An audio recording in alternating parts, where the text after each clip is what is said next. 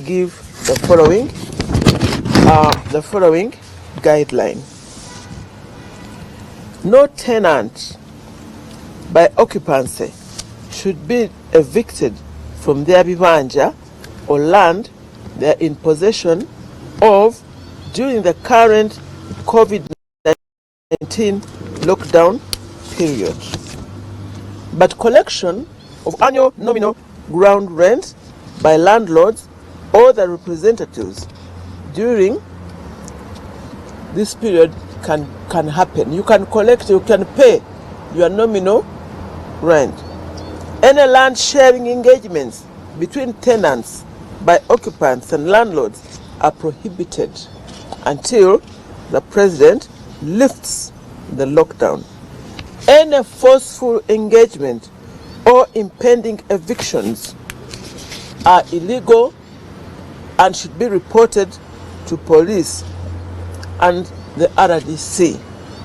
Where a landlord chooses to sell land to a different person other than the tenants during this COVID-19 lockdown period, the rights of the existing tenants shall not be affected in any way, and the landlord shall take responsibility of introducing the new landlord to the tenant for purposes of paying him or her busuru after the COVID lockdown period is lifted.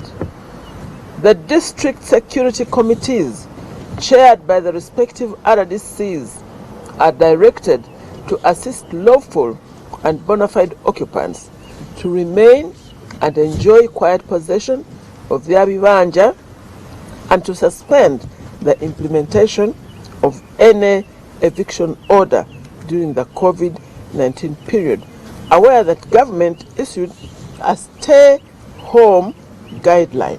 I have told you the people who are supposed to be on the street, people like you, the media, you are listed among categories of people who are relevant to this period. And the others were listed by the president.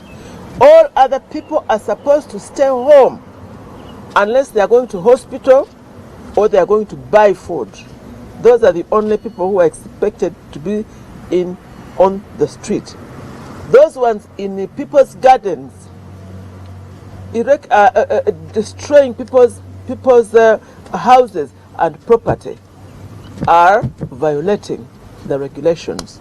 And happy the police are here.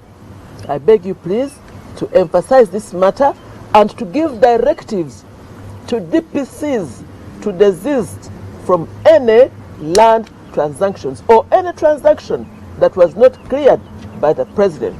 That's why the president personally speaks to the nation personally, so that he is not misunderstood and so that nobody misrepresents his intention. So his instructions are very clear, and land transactions are not among the transactions that can take place during the COVID period.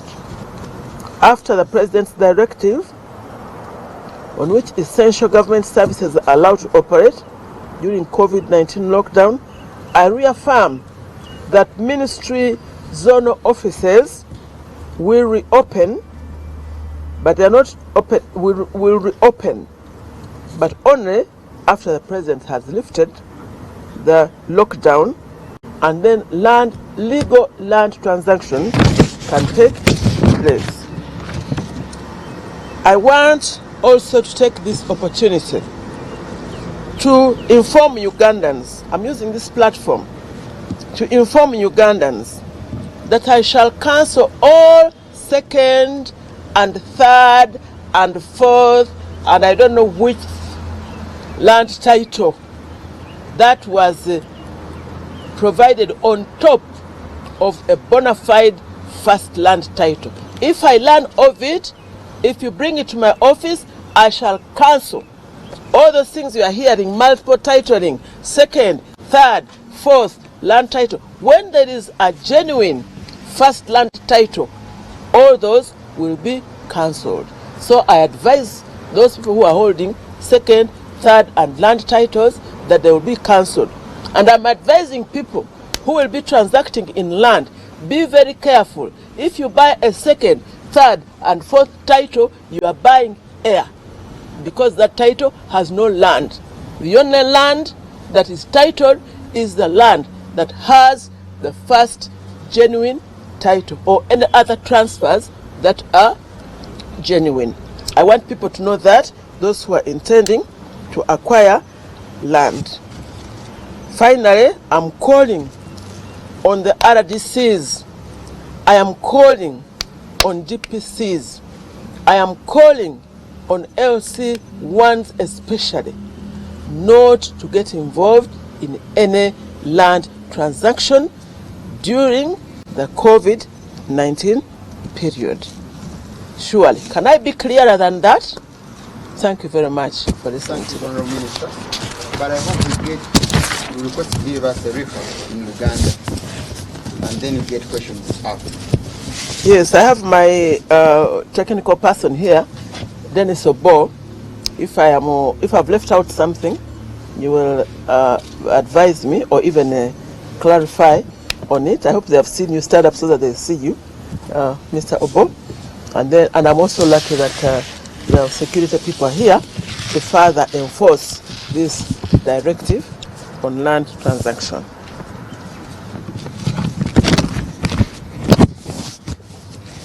Bannaffe abamawulire n'abampuliriza mwenna n'abatulaba mwenna, njagala okubalamusa ate n'okwebaza okugumira embeera eno ffenna tunyigiriza naye nga tetuteekwa okugibeeramu olw'okulwanyisa namunzisa w'obulwadde COVID eyalumba ensi yonna, ate ne Uganda nayo neetegirekaayo.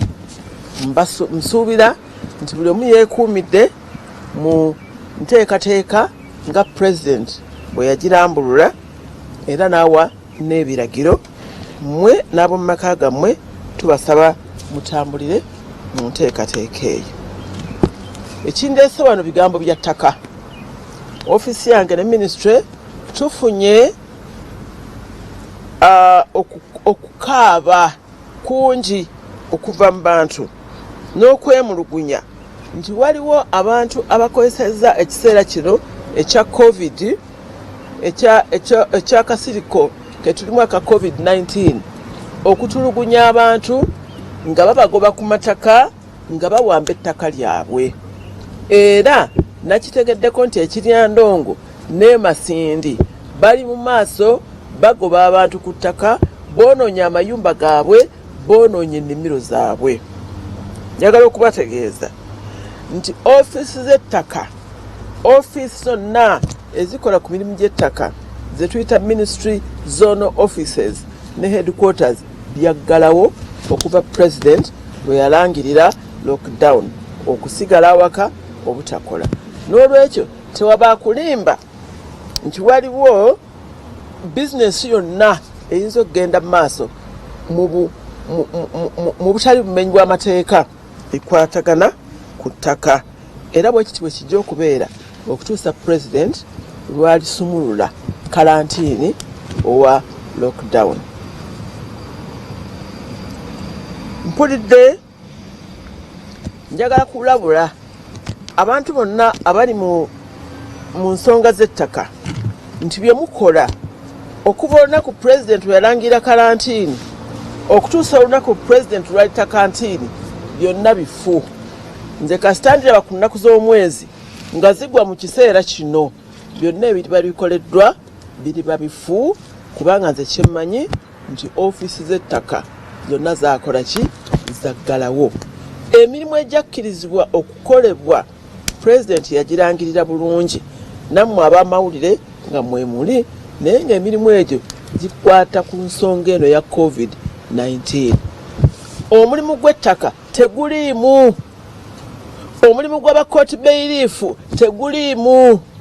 Mu mirimu ejakkirizibwa okukola ki? Mu ofiisi ezakkirizibwa okuggula, ofiisi ya kooti b'eriifu teriimu. Amakooti gakola ku mirimu egiri agenti egitasoboka kwebeereka.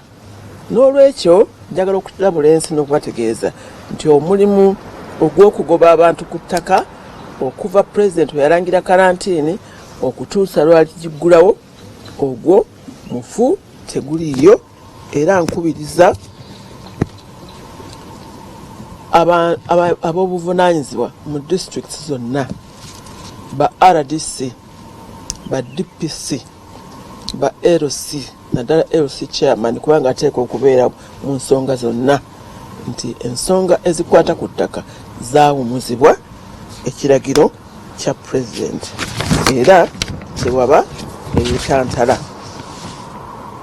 Njagala era okutegeeza abantu nti mwegendereze nnyo abafere n'abayaaye abajja gye muli mu biseera bino nga babagamba nti tugenda kuguza ttaka, tugenda kuleetera kyapa biki, ebyo byonna bifu. Era njagala okutegeeza eggwanga, abantu bakaaba nti ettaka limu libaako ebyapa 2, 3, 4. Kasita nvumbula nti waliwo ekyapa ekyokubiri n'ekyokusatu n'ekyokuna, mbisazaamu era nja kubisazaamu, kubanga ettaka lina kubeera na kyapa eki kimu ekyasookawo, okuggyako nga bakkaanya bulungi engeri gyekivaako.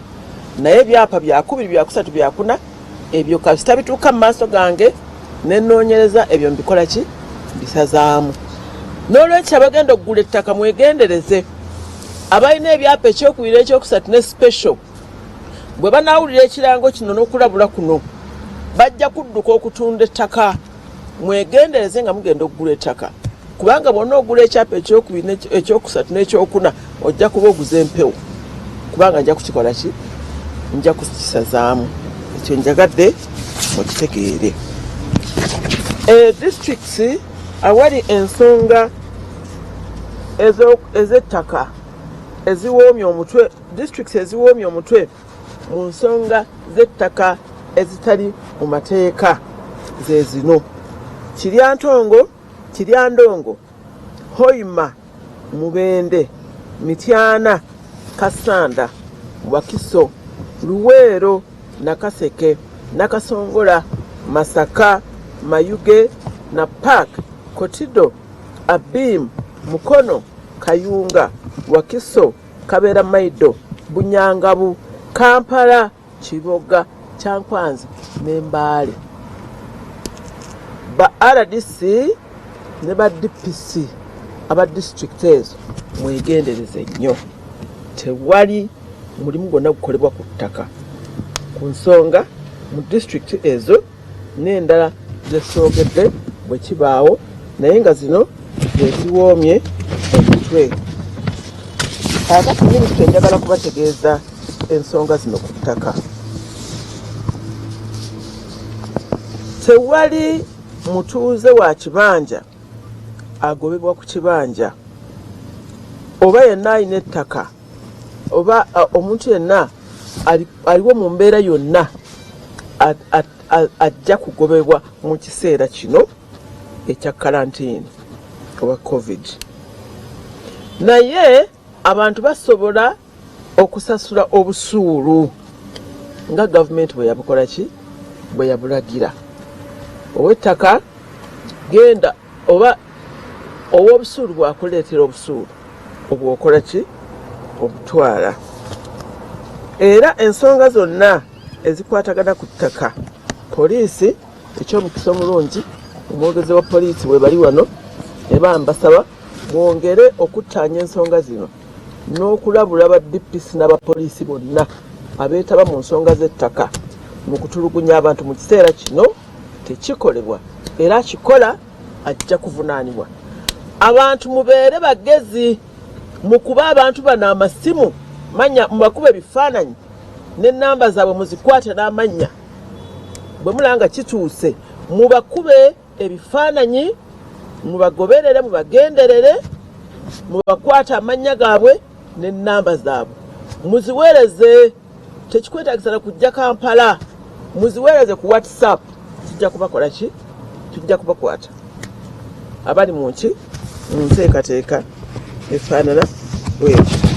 Olwekyo ekikulu ennyo kyenjagadde okugamba, tewali ligenda mu maaso na ttaka. Pulezidenti bw'anaamala okuyimusa okuggyawo kalantini, offices zaffe ezomu zones, ministry zonal offices zijja kuggulawo tutandike okuddamu okubaweereza, naye kaakati eby'ettaka biwummule. N'ekisembayo kyenadde neerabidde okwogera, kyempulidde ekiryandongo batulugunya abantu bakozesa erinnya lya pulezidenti. Naye nze nnyina ebbaluwa ya pulezidenti gye yawandikira minisita gwe naddira mu ligere nga bamusaba nti awe akkirize bawe abantu be investor ettaka ekiryandongo. Pulezidenti n'addamu n'omukolo gwo kweguli nti sirina buzibu kuwa investor ttaka kasita wabanga tewaliiko bantu bagamba nti be bannannyiniryo, no ownership issues. Ettaka ly'ekiryandongo ne Masindi yagamba sirina tabu bwe muba mulina ettaka ly'okubawa kasita kuba nga tekuli nkaayana za bwannannyini ku ttaka. Olwekyo bakozesa erinnya lya pulezidenti. Mwegendereze, pulezidenti Museveni mwegendereza, ensonga zaziteeka mu ki? Mu buwandiike. Ebyo nno bye bindeese wano olwaleero, naye nga mbaagaliza Mukama atubeere ffenna okukwata amateeka ate n'okugabana. Buli alina akatono muliraanwawo tasula enjala n'abaana be ne basula nga bakaaba nga gw'osirikidde kilo 10 ez'akawunga. Muweeko emu ate n'omulala bw'anaakola ki? N'enkya bw'anaayiyiza. Tugabane ffenna akatono ke balina. Mbajjukiza mu Bayibuli sitole y'omukyala eyali talina kantu konna okuggyako obutta obw'okulya ekyeggulo. Nabbi Elijah najja n'amusaba nti enjala ennuma mpa. Omukyala n'amugamba kano kokka kensigazza, n'amugamba nti kampe nkalya enjala ennuma. Naye okuva olwo Mukama n'amugamba nti ensumbi yo teriggwamu ki? Teriggwamu mmere, era bwe gutyo bwe gwali. Olwekyo temutya kugabana akatono ke tulina, buli omu abeere muganda wa muliraanwa we, tukagabane. Mwebale nnyo okumpuliriza. Should we get questions? Yeah, sure. Questions, please. You raise even before. Your question, please raise it. Sorry?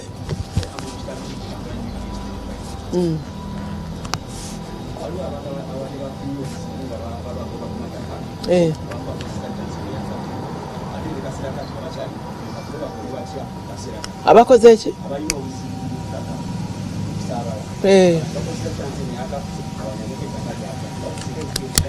Emirimu gyonna egikoleddwa mu kiseera kino, police, please reinstate the status quo. Any land transaction that has taken place during the COVID period, police, please reinstate the status quo before. Stimaze? Yes, sir.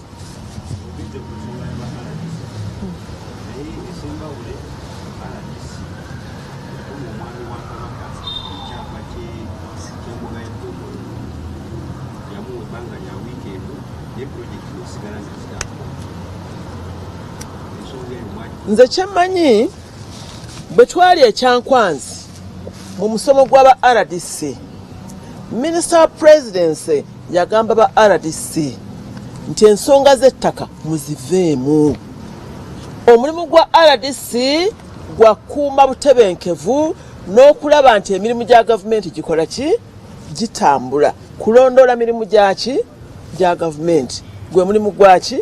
Gwa RDC. Ate nga chairman wa security ne police. N'olwekyo ebyokulamula n'okwetegereza ekyapa kyani kyabya kitya, ani egyo si mirimu gya RDC. Njogera nga mbawe ekitiibwa ba RDC. Egyo emirimu gya kooti, gya ministry eya lands. Ogwa RDC gwa kukuuma buki? Butebenkevu n'okulaba nti emirimu gya gavumenti gitambula bulungi. Bino byenjogera minisita wa presidency atwala ba RDC yabibagamba bwe bali mu musomo ekyankwanzi. Abeerabidde mbajjukiza bujjukiza. final questions. We have 1 and 2, and we'll conclude.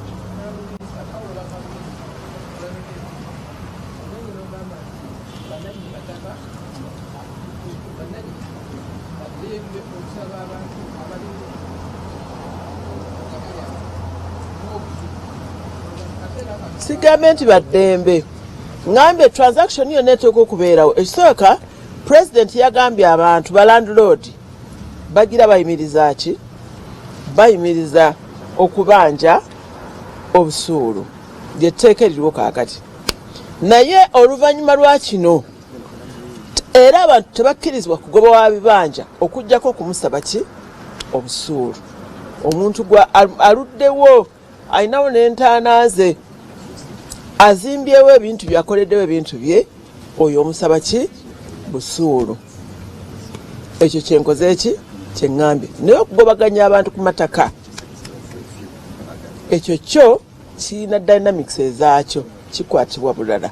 Naawe aguze ettaka obanga osanzeewo abantu abo balina omugabo, abazungu tebayita equitable interest.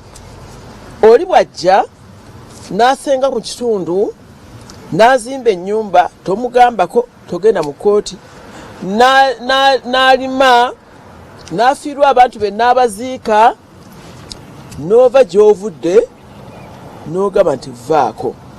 Amateeka ga Uganda gagamba nti omuntu oyo ayina equitable interest mu land. Talina bwannannyini naye ayina omugabo. Era n'Ebungereza bwe kiri mu English common law etteeka bwe liri bagiyita equitable, ate bagiyita na squatters rights. Mu mateeka g'Ebungereza bakiyita na squatters rights, equitable interest, nti omuntu alinako omugabo ne waba talina bwannannyini naye obeera naki? N'omugabo. N'olwekyo abagula amataka mwetegereze nnyo ettaka ly'ogula, bwe kubanga kuliko abantu abo bonna balina omugabo ku ttaka eryo. N'abatunda amataka mwegendereze nnyo, bw'oba okuza omuntu ettaka mwanjulira abantu obagambe nti ono ye landlord wammwe gwe muba musasula obusuulu gwe munaateesanga naye ebiddako. Eryo ly'etteeka lya Uganda. Only a reminder that we have another press conference at 11 for security, and we know that the security spokespersons are going to include whatever we have talked about, Madam Minister. Okay. But lastly, Jingo, you have a question.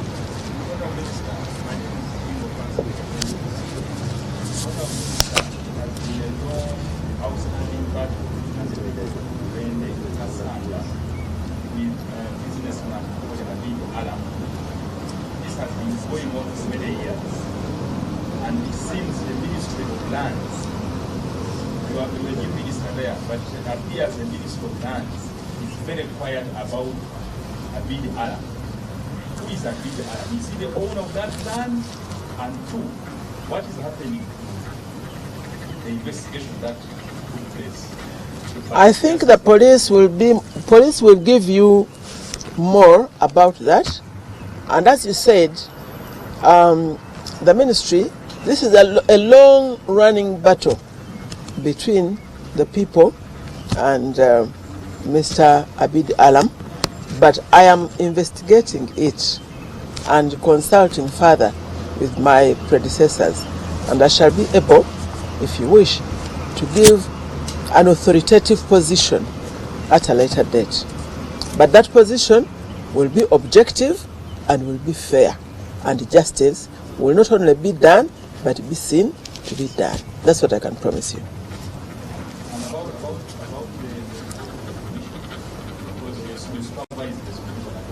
No, let's not talk about that now. I really want us to focus on, during this period, let us focus on COVID period issues. I don't want to be diverted. I promise I'll come back with everything else. But let us focus on COVID-related land issues. I don't want to divert the country from COVID issues. So I'm talking about COVID land-related issues. Please don't divert me. We have enough time in the future. Thank you. So the people who Bukombe shouldn't be evicted at this time? No evictions. No evictions. Because the officers are not working. Who will work? The bailiff is not working. He's not authorized to work. The land officers are not working. The police is only authorized to do COVID-related work. So who will evict? With who? The whole country is focusing on fighting COVID. Thank you. Thank you very much. Thank you very much. Guys, we'll wait for the next press conference. Live. So do I have a segment for the news?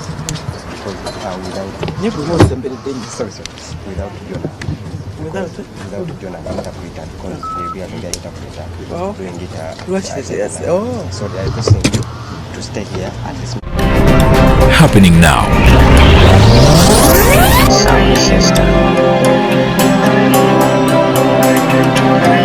Tutaataganya mu mpeereza yaffe okukutuusaako ebyakagwawo.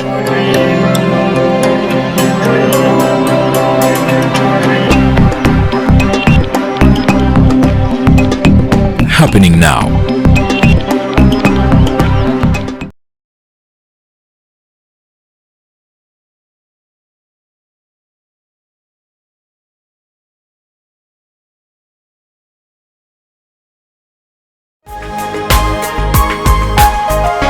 Soul Television, Femunyo. Happening now.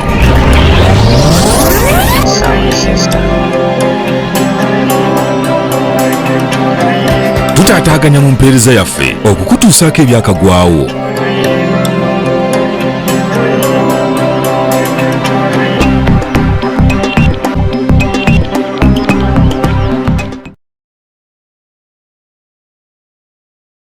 The directives.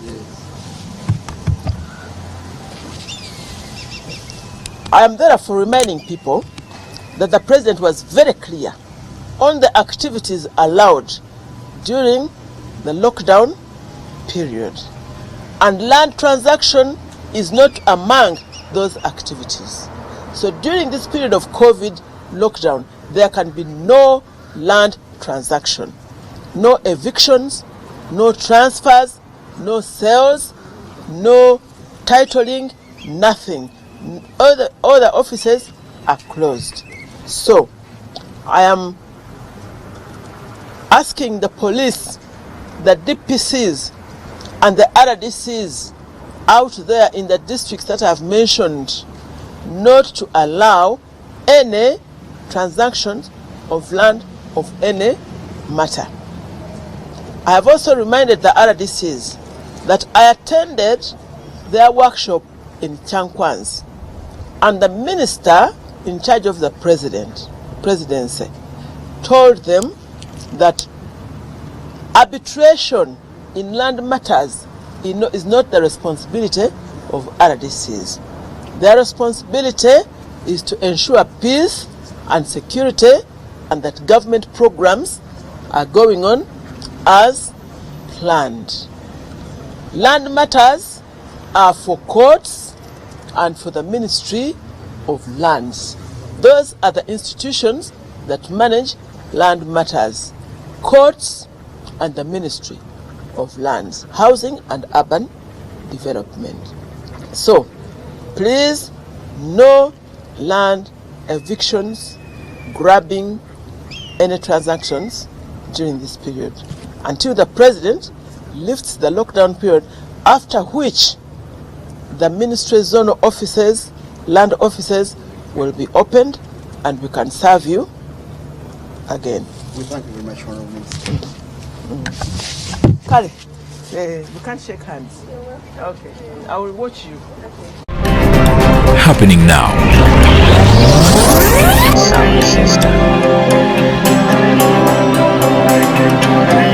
Tutaataganya mu mpeereza yaffe okukutuusaako ebyakagwawo.